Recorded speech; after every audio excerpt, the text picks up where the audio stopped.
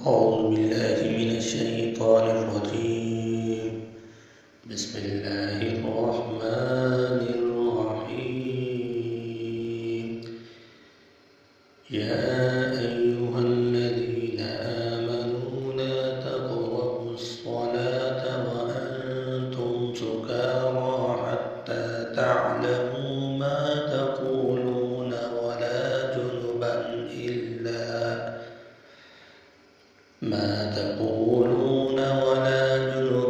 إلا عابري سبيل حتى تغتسلوا وإن كنتم مرضى أو على سفر أو جاء أحد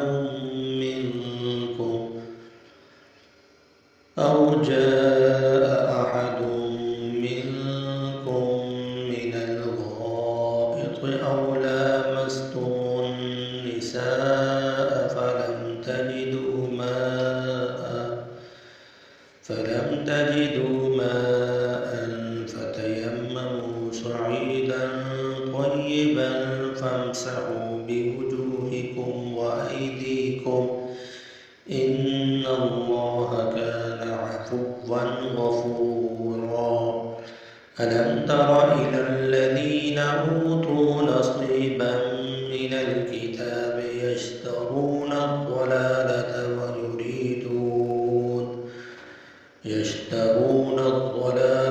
ويريدون أن تضلوا السبيل والله أعلم بأعدائكم وكفى بالله وليا وكفى بالله نصيرا.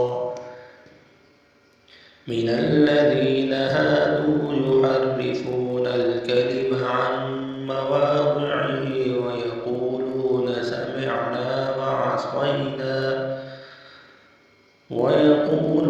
سمعنا وعصينا واسمع غير مسمع وراعنا ليا بألسنتهم وطعنا في الدين ولو أنهم قالوا سمعنا وأطعنا واسمع وانظرنا لكان خيرا لهم وأقوم. ولو أنهم قالوا سمعنا وأطعنا واسمع وانظرنا لكان خيرا لهم وأقوم ولكن لعنهم الله بكفرهم فلا يؤمنون إلا قليلا. يا أيها الذين أوتوا الكتاب آمنوا بما نزلنا مصدقا لما معكم من قبل أن نطمس وجوها فنردها على أدبارها أو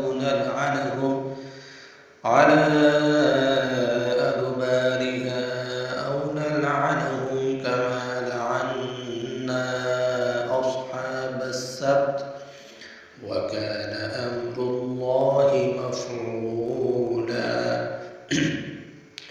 إن الله لا يغفر أن يشرك به ويغفر ما دون ذلك لمن يشاء ومن يشرك بالله فقد افترى إثما عظيما.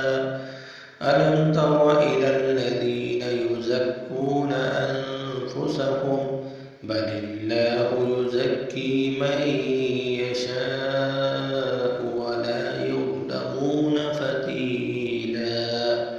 انظر كيف يفترون على الله الكذب وكفى به إثما